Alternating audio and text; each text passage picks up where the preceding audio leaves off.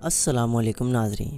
ارتھ کا ایک حصہ جو کسی دور میں بہت لیولی ہوا کرتا تھا، ایک ایسا آئیلینڈ جہاں ایک زمانے میں 5000 افراد سے بھی زیادہ لوگ رہا کرتے تھے، آج وہ جگہ ایک دم خاموش اور ویران ہے۔ آخر کیوں؟ اس آئیلینڈ میں موجود ٹوٹی عمارتوں کے ملبے، پوسیدہ بچی کچی عمارتیں، ویران سڑکیں، اچھڑے ہوئے گھر، یہ سب منظر دیکھنے میں ایک گھوسٹ ٹاؤن جیسا لگتا ہے۔ اور پھر یہاں سے لوگوں کے جانے کے بعد کیوں جاپان نے 35 سالوں تک کسی کو بھی اس آئیلینڈ پہ جانے نہ دیا؟ اس آئیلینڈ کا نام ہاشیما آئیلینڈ ہے، جو ساؤتھ چائنا سی میں موجود ہے۔ سمندر کے اس حصے میں 500 ہرے بھرے آئیلینڈ موجود ہیں، مگر ہاشیما آئیلینڈ باقی تمام آئیلینڈ سے کافی مختلف ہے۔ جہاں دوسرے آئیلینڈ ہرے بھرے ہیں، وہیں ہاشیما آئیلینڈ ایک کھنڈر اور ویران بستی نما ہے۔ مگر ذہن میں پھر یہی سوال آتا ہے کہ آخر کیوں؟ اس آئیلینڈ کی بنجر اور ویران زمین کی وجہ سے لوگ اسے آئیلینڈ ود نو گرین بھی کہتے ہیں۔ آخر کیسے اور کیوں ہاشیما آئیلینڈ ایک مٹی کا کھنڈر بن کے رہ گیا؟ یہاں رہنے والے لوگ کیوں راتوں رات اپنے گھروں کو چھوڑ کر یہاں سے چلے گئے؟ اور کیسے یہ آئیلینڈ ایک دور میں جاپان کی اکانومی کو مضبوطی سے چلاتا تھا؟ ان سب سوالوں کے جواب آپ کو اس ویڈیو میں دیے جائیں گے۔ آج کی ہماری اس ویڈیو میں خوش آمدید۔ دوستو، ہاشیما آئیلینڈ کے بارے میں جاننے کے لیے ہمیں اس کی تاریخ کا جائزہ لینا ہوگا۔ 1800 میں ہاشیما آئیلینڈ سے تھوڑا دور ایک آئیلینڈ تھا جس کا نام تاکاشیما ہے۔ اس آئیلینڈ کی خاصیت یہ تھی کہ یہاں زمین پہ بکھرا کافی سارا کوئلہ تھا، مگر تاکاشیما میں رہنے والے کوئلے کی خصوصیات سے انجان تھے۔ لیکن جیسے جیسے انہوں نے کوئلے کی خصوصیات کے بارے میں علم ہوا، انہوں نے کوئلے کو استعمال کرنا شروع کیا، اور پھر یہ کوئلے کی مدد سے اپنے گھروں کو نہ صرف گرم رکھتے تھے بلکہ ان کو جلا کر اپنے گھروں میں کھانا بھی بناتے تھے۔ دوسری طرف 1850 میں ناگاساکی انٹرنیشنل شپنگ پورٹ بھی بن چکا تھا۔ اس دور میں شپس میں کول انجنز کا استعمال ہوتا تھا، اور USA سے چائنا جانے والی شپس کے لیے ناگاساکی اسٹاپ تھا جہاں ان کارگو سیلنگ شپس کو ریفیولنگ کیا جاتا تھا۔ ایسے میں جاپنیز اتھارٹیز نے ناگاساکی سے کچھ دور موجود تاکاشیما پہ پڑے کوئلے کو ان شپس کی ریفیولنگ کے لیے استعمال کرنے کا فیصلہ کیا، اور پھر تاکاشیما آئیلینڈ کے لوگ اب اس کوئلے سے نہ صرف اپنے گھر گرم رکھتے تھے بلکہ اس کے ذریعے پیسے بھی کماتے تھے۔ مگر آہستہ آہستہ تاکاشیما پہ موجود کوئلہ اب ختم ہونے لگا، اور ان حالات میں ان لوگوں نے ارد گرد کے آئیلینڈز میں کوئلہ تلاش کرنا شروع کر دیا۔ تاکاشیما سے کچھ دور کے فاصلے پہ ان لوگوں کو ہاشیما آئیلینڈ مل گیا جہاں بڑے پیمانے پہ کوئلہ موجود تھا۔ اب جاپان تاکاشیما سے کوئلہ ختم ہونے کے بعد ہاشیما آئیلینڈ سے کوئلہ ناگاساکی ٹرانسفر کرنے لگا۔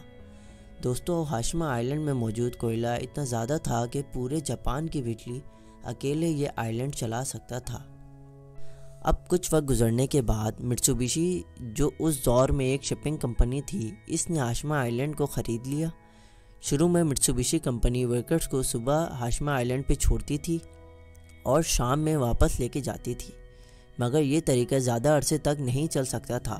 پھر وقت کو بیلنس اور روز صبح شام ورکرز کو یہاں سے وہاں لے کے جانے کی جھنجھٹ سے آزاد ہونے کے لیے مٹسوبیشی نے ورکرز کو ہاشیما آئیلینڈ پہ ہی بسانے کا فیصلہ کیا، اور ہاشیما آئیلینڈ پہ 1 کلومیٹر نیچے تک کھدائی کر کے کول مائن بنائی گئی جہاں کا ٹیمپریچر 35 ڈگری سیلسیس تک ہوتا تھا۔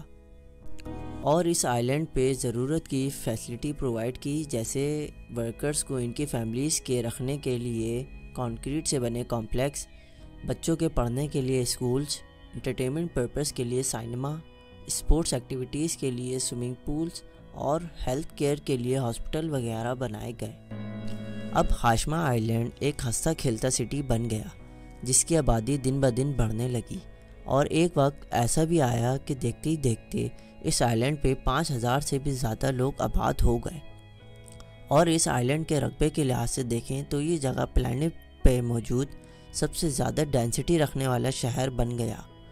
مٹسوبیشی نے سمندری طوفان سے آئیلینڈ کو بچانے کے لیے اس کے ارد گرد بڑی سی باؤنڈری وال بنائی، جس کی وجہ سے یہ آئیلینڈ ایک شپ کی طرح دکھائی دیتا ہے، اور لوگ اسی وجہ سے اس آئیلینڈ کو بیٹل شپ بھی کہتے ہیں۔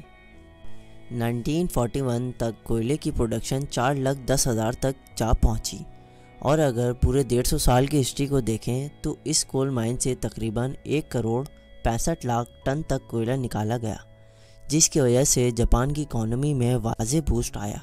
اب یہ آپ کو بتاتے چلیں کہ ورلڈ وار 2 کے دوران جاپان نے چائنیز اور کورین قیدیوں سے فورسفلی کول مائن میں کام کروایا تھا۔